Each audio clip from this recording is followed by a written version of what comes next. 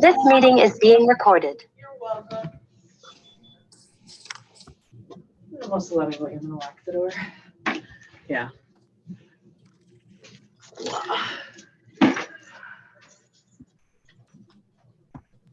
All right, you guys should be able to see the Leadership Equipment Workshop, October 3rd slide, right?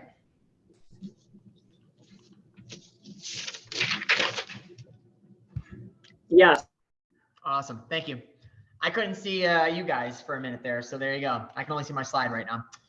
All right, guys, please mute if you're on the call and you're not talking, just so that we don't have added noise. I know people are kind of coming and going and getting subs apparently, so and not treating me to a sub. So it's a tough go sometimes, but hey, that's what happens.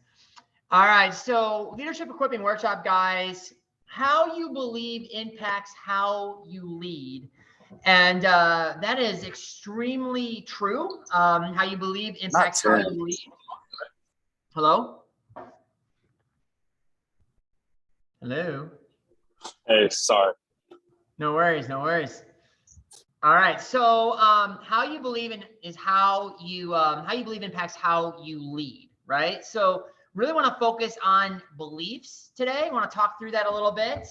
Hopefully won't get too off in the clouds with this conversation, but it's an important one. How you believe impacts how you lead ultimately as a leader. So moving in through here, guys, let's break the icebreaker. If you could live in any state, where would it be? Any state, where would you want to live and why? Feel free to add to the chat or just unmute yourself and give it a go. Texas. Okay. Texas, huh? All right. I'm gonna second. Is there a set duration on how long we got to be in this other state? That's a way to go about it. I don't know. No, I mean maybe a year. Let's say a year. I'd say like South Carolina if I didn't have to worry about hurricanes. I was thinking Tennessee myself, honestly. Just seems like a nice mild state and it's beautiful. It is. No one said Hawaii yet. I'm going to Tennessee, change my baby. answer to Georgia because we win championships. So I'd probably do Hawaii or the state of Washington. It's rainy. Okay. That's What if we're other talking ones that year. Gotcha. So we got Florida. I've always liked the ocean. Obviously, they're getting hit pretty hard right now. But overall, I mean, yeah, Florida's really nice. Where else?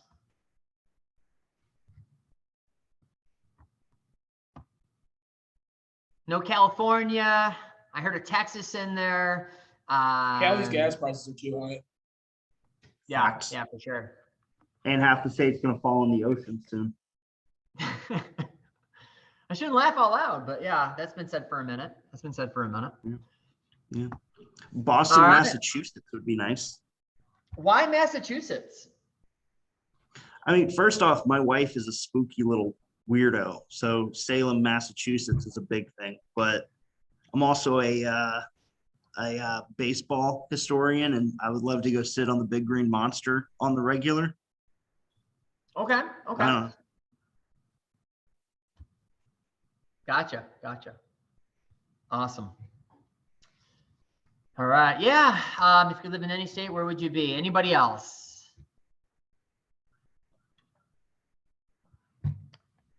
Awesome.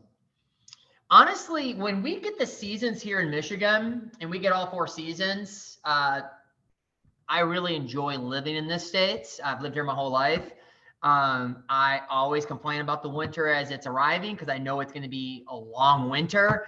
But I remember growing up, felt like we got all the seasons kind of in proper measure, at least how I would look at it. Like 3 months of spring, 3 months of winter. And it was just sort of to that cadence, almost to the quarter, right? For every quarter, there was a different season. So you got all the seasons. The last, even though like the last couple of years, the winters haven't been too bad, but we do have some pretty rough winters here. I haven't given much thought to this, but I always like somewhere hot. Especially as I've gotten older, I prefer hot places over cold places, even more so. But yeah, never really actually thought about what state I'd want to live in versus where I'm at right now. But all right, anybody else want to add their voice? All right, here we go. All right, so real quick from last time we talked, how people learn, transfer a new skill into their jobs. We've actually had this up on the screen more than once.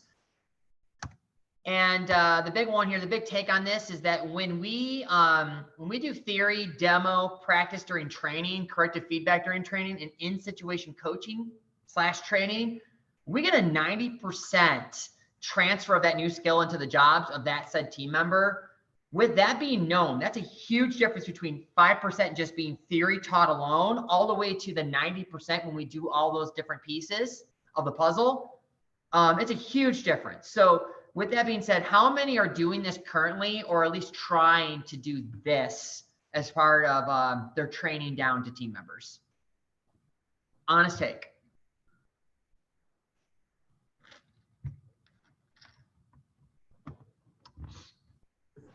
I would say that, I mean, we try our best to do that. I mean, it's always, you know, it can be hit and miss, but I mean, we try to go through, make sure that we give them the idea, what we're trying to accomplish, show them how to do it, practice it, do the role play, and then just kind of the follow up and, you know, just kind of sit there, you know, in their back pocket and help coach them in the moment too. Yeah, absolutely. We're right there with him on that. Yep. So there's intention. I mean, there's intention towards doing it. We get things get away from us, but as long as that's intentional, I'm telling you, I mean, we're leaving the 90% right there. It's crazy. Why would we not be trying to make this part of our day-to-day training of our team members, coaching, right? Only makes your jobs easier when the season starts to get a little bit busier here in fourth quarter, right? So, all right, awesome. So guys, the vision here is, as we've said many times before, it's to create leaders of integrity that believe their words and actions must be connected. Leaders of moral character that compassionately lead. Leaders that grow and have the humility and heart to grow others. Leaders who have boundaries and responsibly fill out their spheres of authority and influence. Leaders that set and hold standards of unmatched quality. Now, if you've been on any of these calls, even more than one of them, I normally have the same 5 or 6 slides that I kind of display right off the get-go. This is the one slide that I'm going to display for the foreseeable future. The other ones I've kind of retired for the time being, because if anything, I don't want us just to kind of do something to do something. Meaning I don't want to just have 5 or 6 slides up on the front of this presentation and it be the 5 to 10 minutes that you can just say, I can check out because I know and it's predictable the 5 or 6 slides that Lance is going to show. And so you just kind of check out. But I think it's really important that this vision one is brought up each and every time. And if anything, because the things that we're doing on this call should always tie back to our ultimate vision, the ultimate goal, which is to, again, create leaders of integrity that believe their words and actions must be connected, so on and so forth, right? So we want to keep this front and center. We want the things we're doing on this call to tie back to our vision and what we're trying to accomplish. So moving beyond that, guys, Henry Ford said, whether you think you can or think you can't, you're right. And I think that's pretty incredible, right? Here's a guy who was ahead of his time. He was also quoted as saying, before the automobile came into being, came into fruition, that if he had asked the general public what they wanted, they would have said faster horses. And here he came out with the automotive, right? The automobile. And so whether you think you can or think you can't, you're right. And that goes for any way that we go about our leadership, any way we go about building our teams, dealing with our guests, working with our guests. It's how you come at it. It's how you believe in the moment in which you're in front of them, right? So kind of moving to that, guys, I want to talk a little bit about the brain and kind of start really jumping on to what are our thoughts around the business? What are our thoughts around how we view our team, so on and so forth. So real quick, guys, the power of the amazing brain. the brain in and of itself has amazing things to it, right? I mean, 70,000 thoughts per day. There's ways in which to boost your brain power with meditation. It's proven to increase your IQ, relieve stress, promote higher learning levels, so on and so forth. I love this one on the bottom right. Thoughts are real. Your thoughts cause biological and physiological effects. Your body responds to mental input as if it were physically real. That's a big one, right? Literally the things you think can cause physical things to occur because your brain doesn't know the difference and it can't discern the difference between what it sees physically in front of it versus what you're actually thinking. That's just kind of crazy. But the top left one is what really I want to kind of hone in on, and it's this. The conscious mind controls our brain only 5% of the day, whereas the subconscious mind has a hold of our thoughts 95% of the time, which means 95% of our thoughts are subconscious. And that means those are thoughts that we're having about anything and everything, from why you chose the car that you're leasing to why you stay with the job that you're at, right? Working for us, all the way to some of the most minor things like what sub you're going to want for lunch. We heard that discussion just a few minutes ago, right? There's all these different decisions that we're making and thoughts we're having about those said decisions. And it's largely made up in 95% of our thinking is thinking that we're not aware that we're thinking, which is just kind of crazy, mind blown, right? That 95% of our subconscious is our thought, is where our thought life is. And so kind of moving on from that and why that's important is because, to be honest with you, 5% conscious thinking is where our logic rules. That's where we're aware of the decisions we're making. 95% is subconscious. That's where we have lots and lots of thoughts, many of which are not even all that important, but some are. But the thing I want to talk about today is not necessarily just thoughts. I want to talk about what it looks like to have a belief around certain things. And so beliefs are really just banded thoughts that act as a lens for how you view the world. And so I kind of borrowed the analogy or the image of an iceberg. We've seen this many times over, right? The iceberg that has at the top of the iceberg, the part that's exposed to the out where you can see it, a boat could hit it, right? They can actually, it's above the water. That portion is where success is. We've seen that on all sorts of motivational posters, so on and so forth. And then of course, on those same motivational posters underneath is, you know, trial by error, struggle, everything that people just don't see that's occurring, that's making up the greater whole. Same thing with our conscious and subconscious mind. 5% is where our logic rules, where all of our decision-making actually happens, but it's 95% is subconscious thoughts that we're not even aware we're thinking. And it's largely dictated by experiences we've once had in our life, right? And so beliefs come out of banded thoughts that act as a lens for how you view the world. Now, we're talking kind of really high and lofty here. We're in the clouds a little bit with some of the things that we're discussing, but I'm going to try to bring it down to ground level so that we can make something of this. And one of the things I really look at when we think of beliefs, and I just kind of talk about beliefs, we could be talking about everything from faith, religion, all the way to if you're a little guy and you believed in Santa Claus, right? And maybe some of you still do, sorry. But beliefs are things that carry us. They're things that we have convictions around. And ultimately, they're things that are spoken out of the way we lead and we develop our teams. So back to the power of our amazing brain. Are we just a victim of our subconscious way of thinking? I mean, are we just victims of it? 95% of our thinking is thinking we're not aware of. And it ultimately feeds into that 5% where we make decisions from, the conscious mind. So are we just victims? Well, absolutely not. The reality is we're not going to try to change all 95% of the subconscious mind and the way we think about leadership, the way we think about our team. We're instead going to try to do this.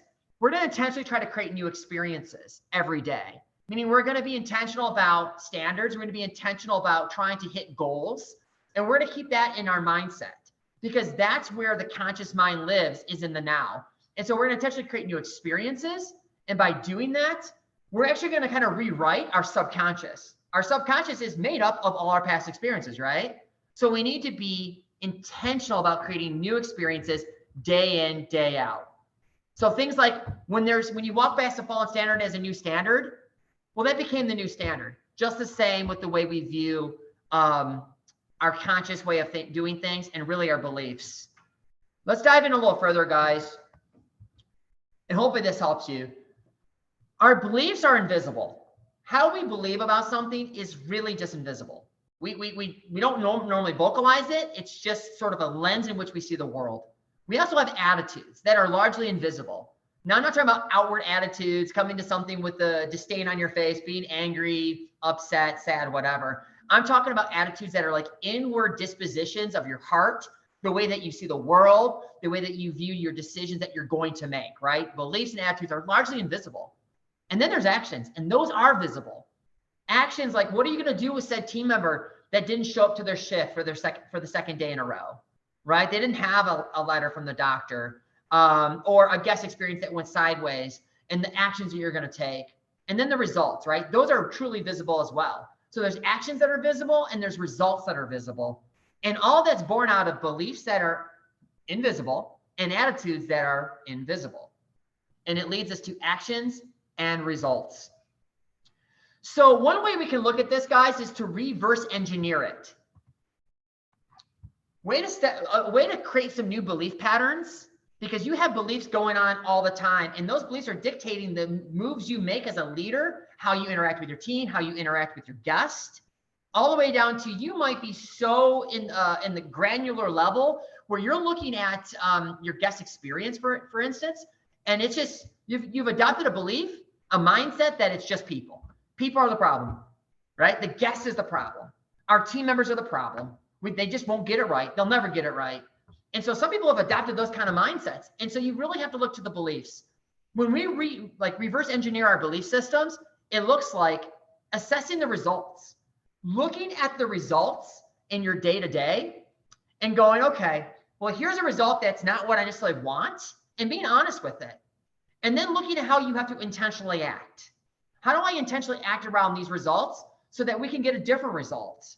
By doing that, you're ultimately going to alter your attitude toward that issue, toward that belief system, and then you're going to create a new belief. So I want to give you guys kind of a tool to use for the future here as we move on. And really this is borrowed from somewhere else, and I've kind of adopted it to what we do every single day. And really what I call this facts story. We know that we assign here, when we look at our belief systems and how we largely lead, we look to our story. We look to the story that we tell every day. Story about our guests, story about our team members, story about our own development, whether you're ever going to move up in the company, that sort of thing, right? We adopt a particular story and we live out that story every single day. It's actually tied to our belief system. But I want to kind of show you guys a scenario. Here's a scenario that could play out in your park. This could be your park at any day. We had a party at Sky Zone. Chad was our party host. Though he was nice, we didn't see him for most of the party. Check-in was a disaster. Food was late. The bathrooms were gross, and we were overcharged while not getting party favors that we paid for. That is the scenario. That's how the guests took in the experience. That's what they told us. That's the SMG, and that is the scenario. Now, be careful with this scenario. You could assign to it and ascribe to it a particular story. But I would tell you the first thing you should do, and we've talked about this before, is do a little bit of detective work. Break down that particular scenario. And so if you looked at the facts, you might actually find these kind of things. Chad was not trained sufficiently. Maybe that's part of the actual scenario. Guest doesn't know that. That's on us. But Chad was not trained sufficiently. Chad was helping make food because Pizza Chef called off. We've been there. We've done that. Check-in was jumbled. Food was late. We know why food was late, right? Because Chad was making the food when he should have been in the party. Bathrooms had known issues. Why? Because maybe we didn't do our hourly checklist, and we need to get all over that. And then we checked the party. We called them, and we found out that they weren't even overcharged, but that they actually did leave the party with some party favors not in hand. Again, guys, these are the facts. And it's important that we take the facts from said scenario, and then we apply a new story. So maybe this is the story we tell ourselves after the fact. The Johnson family had a party for their son, Alfred. We had some confusion on our party sheets, but we ironed that out quickly. Chad did the party, but he wasn't fully trained. Food was late due to Pizza Chef calling off, gave corrective action for that even. Bathrooms were missed on hourly rounds. Guests were incorrect on being overcharged, but we messed up on party favors. We own that. So here's the thing. Anything that happens in our business with our team, with our guests, has a scenario attached to it that we want to apply a story ultimately. But we would be wise to look for facts, really take those facts and develop a new story from it. So this fact story, because we're telling ourselves something all the time, we need to do this because it creates a new belief pattern in how we lead and lead our team. Seth Godin says, he said this in one of his books. I love this quote. Do you believe in what you do? Every day, it turns out that belief happens to be a brilliant strategy. Love that. Again, getting our people purposed with what we have in mind, showing them how they actually tie into what we're trying to accomplish day in, day out. It's a big one. So do you believe in what you do every day? It turns out that belief happens to be a brilliant strategy, and it's something we want to continue to work through as leaders, especially, big part of it. So why is this all important? For things like this, greeting. Here's our scores currently. This is actually of last week. Going for green. In the US, greeted 62%. We are in Innovative Heights, 55, nipping at the heels of the USA average. But if you really look at our teams and our parks, there's a wide margin there. We got parks as low as 30% and as high as 77%. Why is that? Could it be that innately we don't have we have a certain belief system in place here as to whether greeting is important or not? And I'm not trying to throw shade at any one park. I'm just saying there's a giant, there's a gap here. There's distance. And we could talk about lobby logistics. We could talk about a lot of things, but the reality is this, that's a big difference between 30% or 40% to as high as 77%. And I truly believe it comes down to belief. It comes down to, as managers, as leaders, walking past a fallen standard and allowing it to be a new standard. So with this being said, I want to just take a moment to pause. I do want to recognize Shelby Township with the 77%. That comes from a conviction center. That comes from a belief that when it's all said and done, it's that important that I'm sure that's being carried through from manager to manager and from lead to lead. So Stephanie, if you don't mind, talk a little bit about that 77%, because that's a huge gain made in your park. And it comes from being intentional with actions that come from beliefs around greeting and how important it is. That is your first line of contact. That is also the last line of contact for your guest. I actually am just going to give the little story that I gave Lance this week. 2 weekends ago, we had the majority of our team call in and ran very shorthanded. I mean, we have been, but that particular weekend we did, but we made sure to have a greeter in place, because I know for a fact, if they're coming in and they're getting directed to the waiver station before they're coming up to the front counter, that stops a line of contention. That stops everything right there. They're getting a friendly face when they're coming in, or if they're getting a friendly face when they're leaving and they're holding the door open. They're not getting that anywhere else. People aren't holding open the door. Having somebody direct them the moment they walk in and are overwhelmed with everything happening in this little park, that's huge. That saved us from getting, I fully believe that saved us from getting a ton of callback alerts. Just having that one element in place.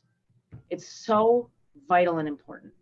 And I know you weren't talking about the greeter, but that's just part of the belief. Like, that's just one of those things where I'm like, this is this important that I'm willing to set aside a position just for this, because I know that this is going to stop, like, this is their first line of contact. And it helps direct everything. Yeah, absolutely. And now I was actually talking about greeter, just as I'm talking about greeting, right? They're aligned for sure.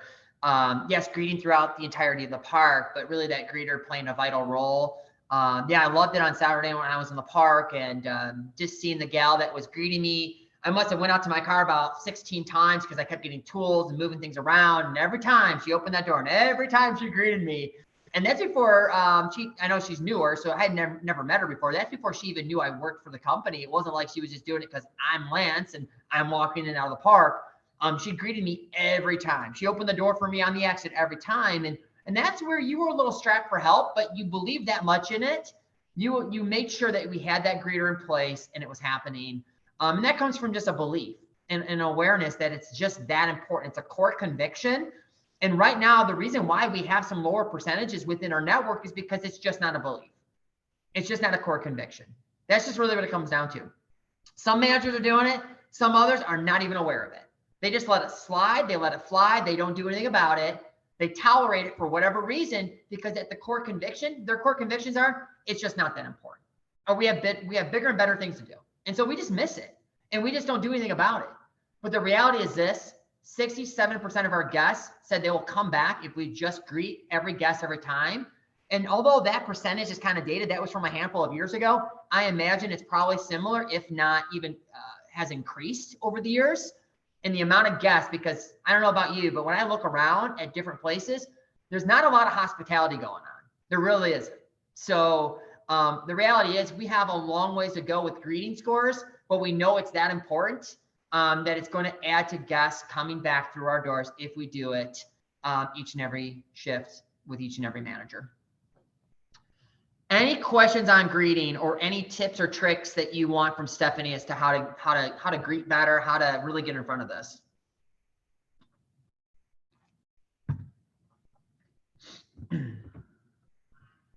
The power's in doing, guys. The power's in being intentional in doing and saying, I'm not going to let that standard drop. I'm not going to let it fall.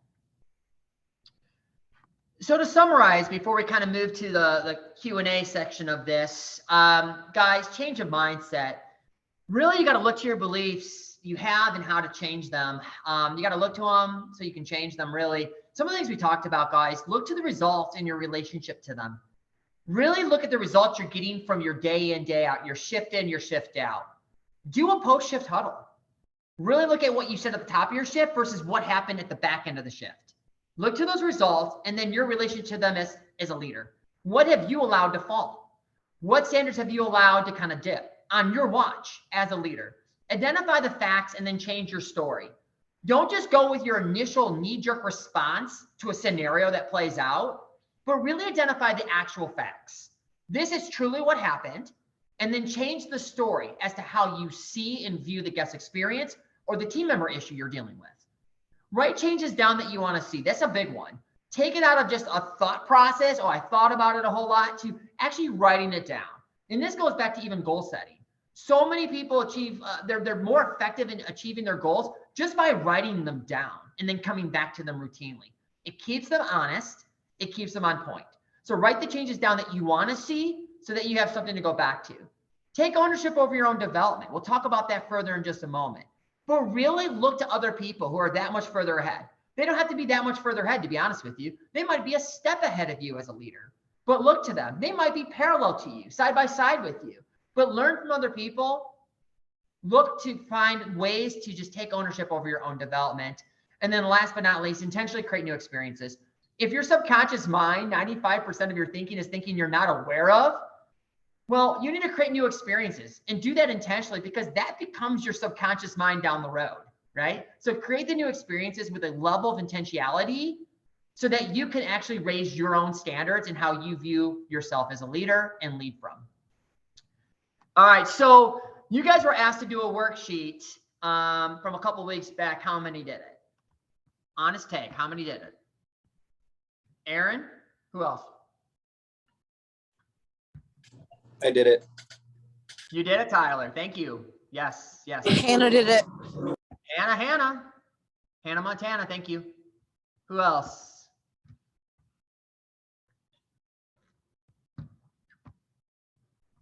All right. So thank you for those that did it. That goes back to taking ownership of your own development. And I would just say, really look at things like that, right? The group as a whole, most people wanted some sort of worksheet. To quote another GM, it's 4 measly questions, right? They didn't use the word measly, I added that, but it's 4 questions. It helps you get outside the 4 walls of your business. It helps you see things maybe a little bit differently. It gets you thinking beyond the scope of a 45-minute call, an hour-long call, right? And so it's part of own your own development. And I would also ask you to take stock of maybe a belief system you have around things like that. Maybe there's a reason why you said, I'm not looking to do that. I don't want to do that. And I'm sure it's something along the vein of, I'm busy. I got things going on.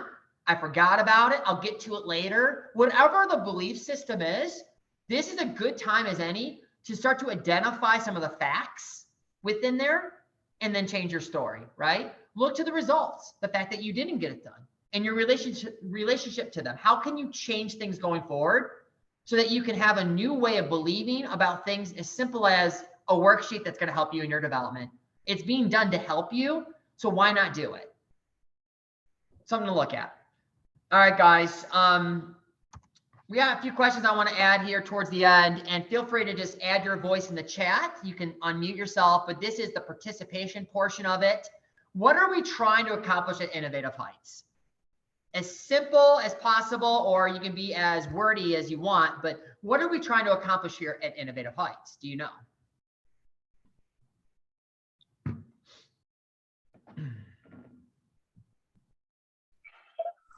A premier guest experience. Guest experience. Yes. What else? I mean, I would say that it's to provide a clean, safe, fun environment for our guests and our staff. Yeah, just like Daniel said, that's pretty much hitting the nail right on the head. Absolutely. Yep. Safe, clean, fun. Talk about it a lot. Absolutely. What else?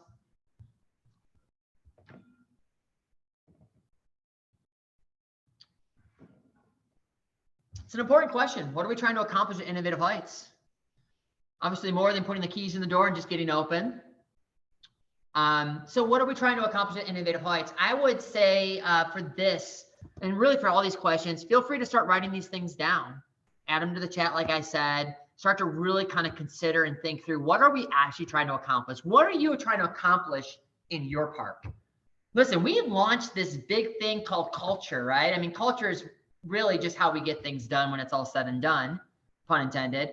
But when we look at our culture, we've done a lot of intentional stuff, right? We've been talking about eagles and lions. We are Innovative Heights, onboarding correctly, orientation, so on and so forth. But then there's something we do beyond that. And it's what we do every day, day in, day out between the four walls of our business. Look to run safe, clean, fun parks. What does that look like? It looks like development of our team. It looks like standards being held. It looks like attending calls like this. What about this question? When a guest walks into your park, what should the guest be feeling? That's a big one. I've said this to many of you, especially those that I directly oversee here in the Northern region. We're a sensory experience. When guests walk in, that's why it's important to be greeted, one of the many reasons. But really, what are they feeling when they walk in? A sense of, holy smokes, I'm lost. I don't know where to go. I don't know what to do. I've never been here before, or I've been here many times, and every time I come in, there's that faint smell of feet, right? Because we're a sensory experience. Sights, sounds, smells, the way things feel, the way we present, the smiles on our faces, so on and so forth. So what should the guests be feeling when they walk into our parks? Do you ask yourself that?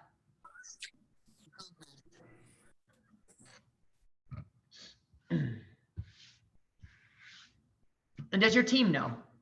We know how it should be, but do our team members know? Do they know how it's really supposed to feel as a guest walking in our parks? Welcomed, excited, knowing where to go with that birthday cake when they walk in on a busy Saturday, that sort of thing, right? So when a guest walks into your park, what should the guest be feeling? Feel free to start writing down an answer to that question. Next, guys, what do you believe is your primary responsibility in your role? Be it lead, manager, GM. What do you believe is your primary responsibility? And again, feel free to add that to the chat. That's another one I want you answering. What do you believe is your primary responsibility? I'll leave this up for another 15 seconds or so.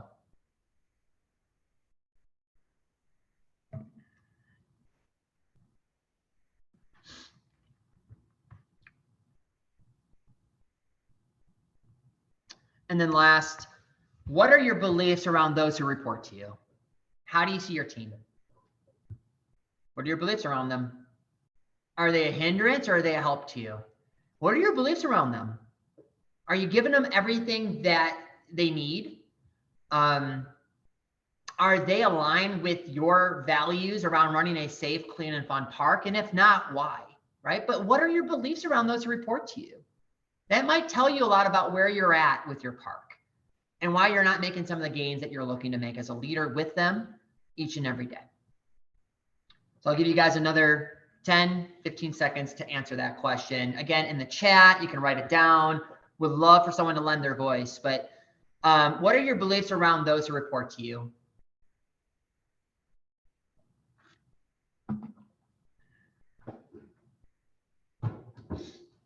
Anybody want to try to go after that one? It's a big one. I could say something to that. Yeah. So my beliefs around the people who report to me, like my biggest goal is to just keep them honest. Like stuff may happen when I'm not in the park, but relaying that information, you're not going to get in trouble for that. we're not going to have, like, there may be some coaching around it, but there's no real big situation that can happen where you're going to immediately lose your job. And I just try to reiterate that so that as problems come up, they feel comfortable addressing those with me and staying honest so that I can know exactly what's going on, even if I'm not here. Yeah. Awesome. Awesome. I appreciate the share. That's excellent. Anyone else? Mine's a little about that, about what was shared, but I've been preaching this a lot. Integrity, even when no one's looking, especially when no one's looking, really pushing integrity in all aspects of the business, owning up, really having them be honest with me and feeling safe in order to do so. Yeah. It takes a lot being intentional, right? Got to be intentional. Awesome. Anybody else on this particular question?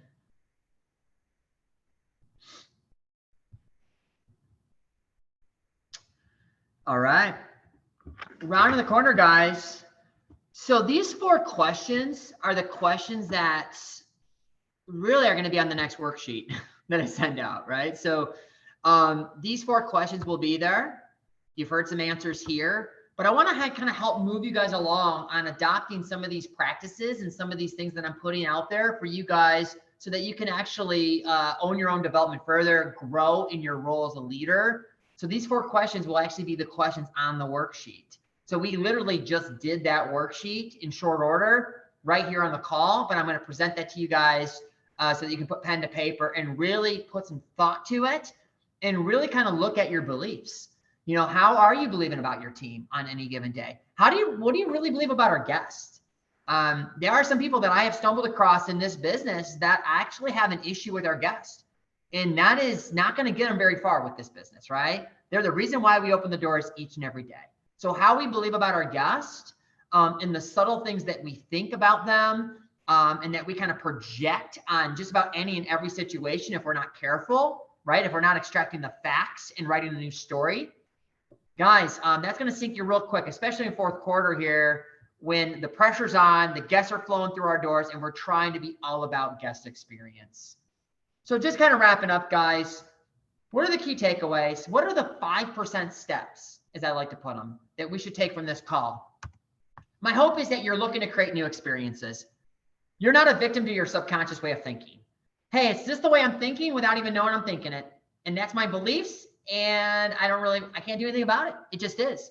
No, create new experiences. Be intentional about doing something new, doing something different. Come into your shift and go, you know what? Today I'm going to make it about greeting. If that's all I do for my 8 hours, I am going to make sure that every guest is greeted as they walk in, that my team does it. And I know I'm meeting that particular drum, but we could talk about some of the other drums, but let's just land there. Every guest is going to get greeted every time, no excuses, because I'm going to operate in the belief that it's that important to the business. It's just that important. And I, as a leader, I'm going to really hold that up. Seek facts, frame the story, guys. Seek the facts. Don't just make assumptions. Don't allow there to be a story without really looking at the facts. That's going to dictate a lot of the ways you lead your team and the way that you deal with guest experience issues as they come about. And then last but not least, guys, own your own development. That can look like a lot of things. That can look like a phone call to your regional. That can look like a phone call to Wade. That could look like, you know, there's a number of ways you can own your own development, but do the worksheet. Like I said, phone a friend, phone a peer. What are you doing in your park? How can I get better on my end? I see that you're making some inroads and increasing your percentages in ways that my park hasn't been able to. What are you doing differently? Learn from one another, own your own development, and just don't buy into the way things have been, especially if they haven't been great. Buy into a new way of thinking. Really look to your core beliefs and how you view things and your core convictions around that, and change your story. All right, guys, that's all I have for you. Any other questions?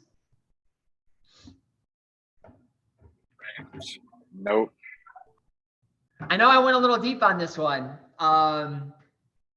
And again, if you're interested in any of this, let me know. But there's something about the way we believe each and every day of our shifts. And we're not just victims to the way we believe. It really comes down to just being intentional with creating some new experiences and lining up with our core values and what we're trying to accomplish here at Sky Zone Innovative Heights. All right, guys, I've rambled on for too long. It's 1:49. That's all I got for you today.